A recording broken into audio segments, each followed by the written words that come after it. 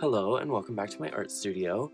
So today I wanted to go through the process of me creating some more resin crystals, biggest batch I've ever done so far, and how I create a listing on Etsy for this product. So by now I have a pretty good rhythm to it, and I wanted to let you know all the information that you would want to include so that your customer doesn't have any questions that would prevent them from going through with the purchase.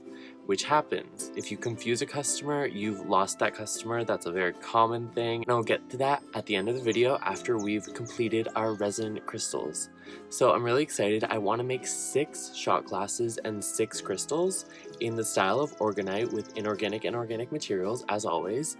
I want to wrap some crystals. I want to focus on like a violet theme, and I have a lot of ideas. So I really want to get into that. And thanks for watching.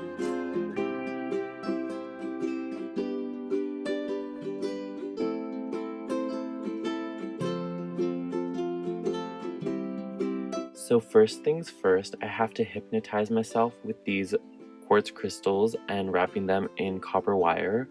I have rose and crystal quartz, and I have amethyst as well as green and white sea glass. I wrap all these in a bunch of different wire and I just go round and round until I have enough. I usually like to put some calming music on while I do this, and this time I chose Yesterday Once More by the Carpenters. It's a really good song, I think you'd agree. And I attach all of these crystals to toothpicks so I can hang them in the molds in the exact position that I want them to stay in.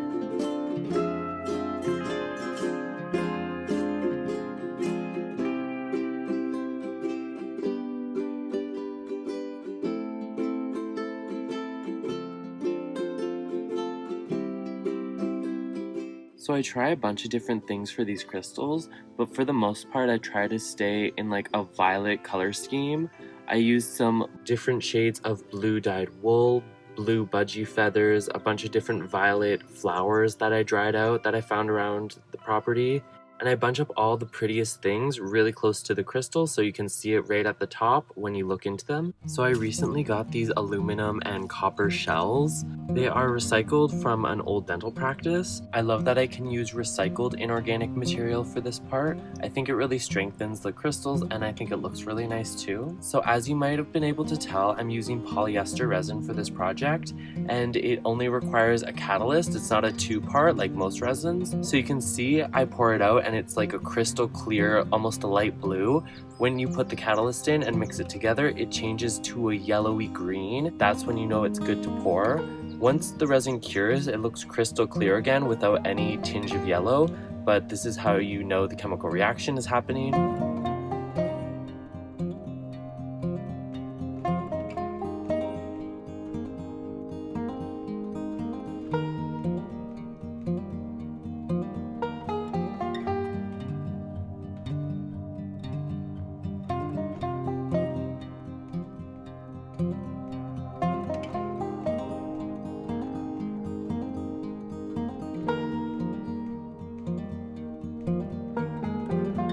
Next, I begin to add some copper fibers.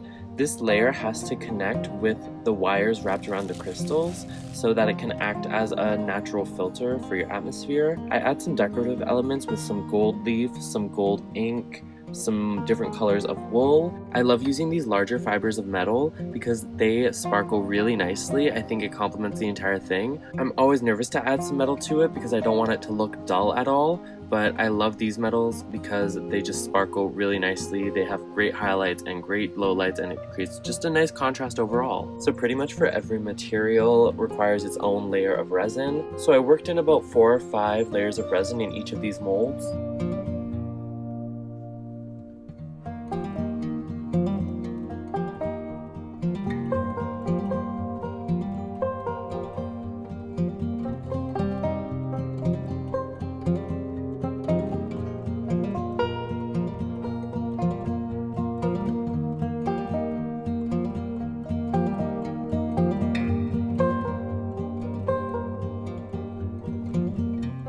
Within the inorganic layers are amethyst crystals, sea glass, and quartz crystals. I wasn't able to fit too many within these molds, but a good ratio to look for is 10% crystal, 50% metal, and 40% resin.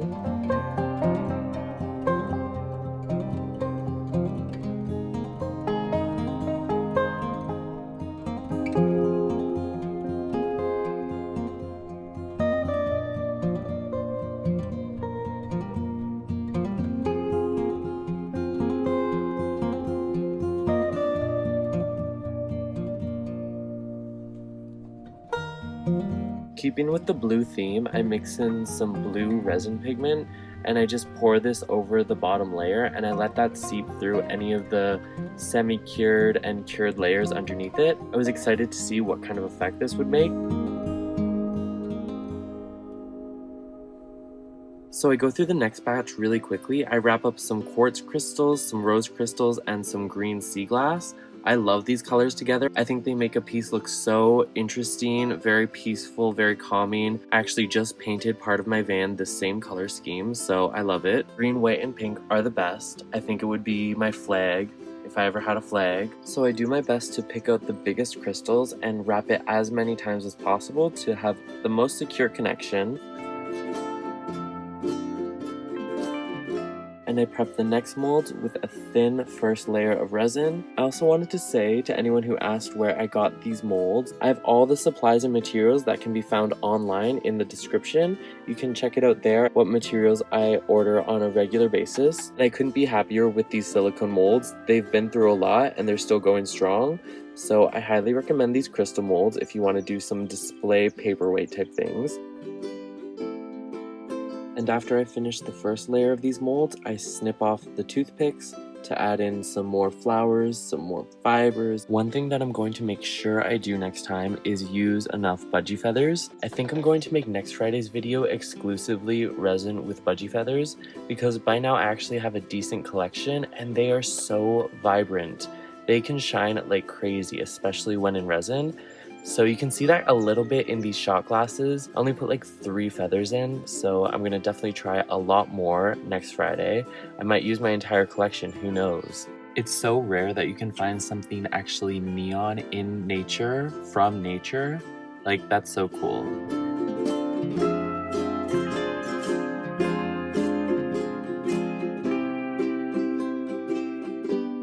After about 12 hours of cooking in the sun, they were ready to be unmolded. A lot of these turned out amazing. I'm in love with all of the blue and purple that we got. It stayed really dark and pigmented, and I think it's a great accent to the piece. There's a few of them that turned out a little bit too silver. I wanted them to be mostly copper, but that's just my standards getting higher and higher. I think they all turned out really beautiful. And the ones with the blue pigment on the bottom look fantastic. Definitely my favorite shot glasses that I've ever made and that I could not wait to list.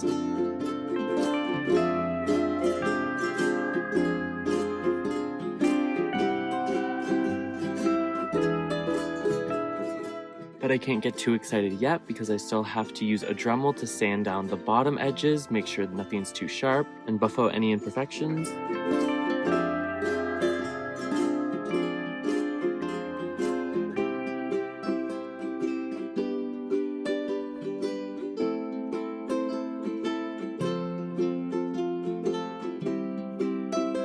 And then after using just a drop of resin to clear up all the scratches that I just made from sanding it down, I leave them to cook in the sun for the rest of the day, and they're basically done by bedtime. I'm so happy with how these floral orgonite pieces turned out. They definitely have solidified this technique that I have with mixing really decorative elements. I'm so excited to work on my next batch, especially because I have new copper wire in stock that is such nice quality, so thick, and it looks so nice and luscious. I can't wait to show you guys. But then it's just photography time and I take 10 photos of each item to prepare them for their listing.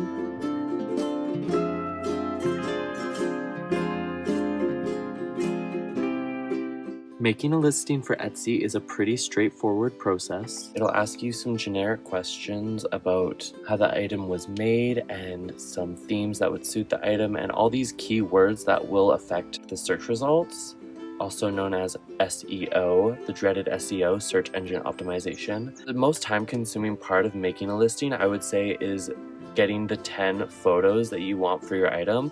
Not everybody uses the 10 photo slot, but I really like to. I take 10 photos of the item and edit all these photos on my phone. To create the title, I create a main title and then search-friendly words separated by commas, and that also slightly described the item. Since I already have similar items in my shop, I copy and paste a description that I already had written and just edit it to make sure it's accurate for this piece. My template for a description is basically a description of the product, included with sizes, measurements. I include how I ship out my products, my social media, and a link back to my Etsy shop, just in case they want to browse some more. So Etsy allows 13 tags for each listing.